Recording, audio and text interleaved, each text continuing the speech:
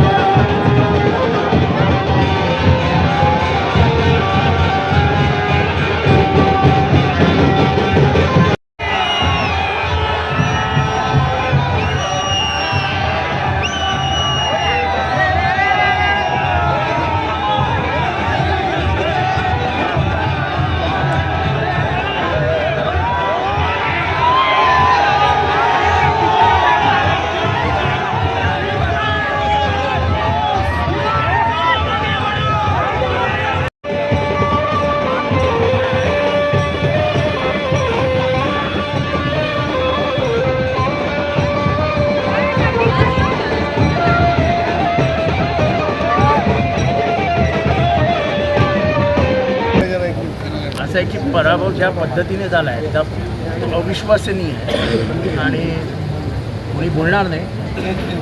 पण मला EVMवरती प्रचंड शंका आहे. माझ्याकडे मुंब्रा कोशामध्ये काय प्रश्न व्यवस्थित विचारतो. त्यांना मत तुम्हाला मतदान झालं ना सर विकासाचं? विकासाला झालं आणि जी माझी टिंगलटवाळी उडवली गेली, जे माझे फोटोज मॉर्फ करण्यात आले, माझ्याबद्दल जो खोटानाटा प्रचार करण्यात आला त्याला लोकांनी बरोबर उत्तर दिलं. सर विरोधकांनी जी पातळी सोडून प्रचार केला लोकांनी दाखवलं काय असतं.